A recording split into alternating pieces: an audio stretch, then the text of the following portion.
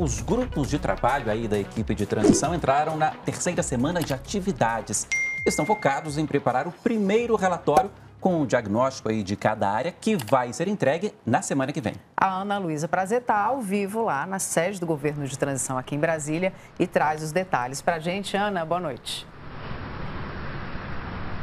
Oi, Catiúcia, boa noite para você, boa noite, Paulo, e a todos que nos acompanham. Isso mesmo, essa é a quarta semana do governo de transição e a terceira dos grupos de trabalho. Eles têm pela frente aí 9 dias para concluir os primeiros relatórios que devem ser entregues até o dia 30 de novembro, próxima quarta-feira. A ideia é que as equipes façam um levantamento e diagnóstico nas áreas que atuam, com sugestões de medidas que devem ser adotadas nos primeiros 100 dias de governo e também de normas que devem ser revogadas. Nessa segunda-feira se reuniram presencialmente aqui em Brasília os grupos de cidades, comunicações, comunicação social, justiça e segurança pública e direitos humanos. Outros grupos realizaram reuniões virtuais.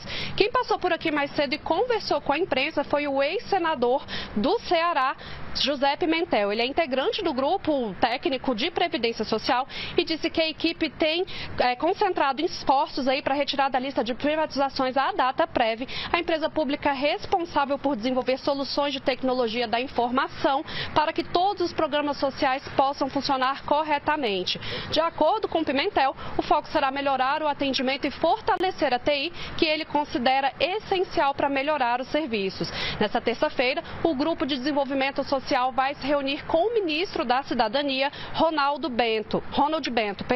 Essa reunião é parte da agenda para fazer os levantamentos para aquele primeiro relatório que eu citei há pouco. Agora nós vamos conversar com a repórter Selma Dias, que está acompanhando o andamento da PEC do Bolsa Família lá no Congresso. Boa noite, Selma. Oi, Ana, boa noite a você e a todos. Olha, a expectativa é que o texto definitivo da PEC da transição comece a tramitar no Senado até quarta-feira. O novo governo já apresentou uma minuta dessa proposta, só que ainda faltam cravar alguns detalhes.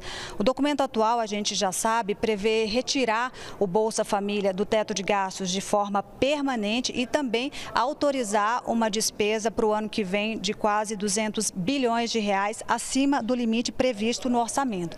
A maior parte desse dinheiro seria usada para bancar a continuidade do pagamento dos R$ 600 do Bolsa Família, do atual Auxílio Brasil, a partir de janeiro. E são esses pontos, o valor e o prazo de validade que estão incomodando alguns parlamentares. O senador Marcelo Castro, que deve ser o autor dessa PEC, promete seguir conversando com os senadores até amanhã para tentar chegar a um consenso que garanta as 27 assinaturas necessárias para que esse texto comece a tramitar. Só que antes disso, alguns parlamentares já se anteciparam, e do fim de semana para cá apresentaram 2 propostas alternativas a essa PEC, todas do PSDB. O senador Alessandro Vieira sugeriu um limite acima de 70 bilhões de reais, acima do teto de gastos, no caso, que seria para bancar a ampliação do Bolsa Família apenas para 2023. Já o senador Tasso Gereissati propõe, a ampliação permanente do teto de gastos em 80 bilhões de reais.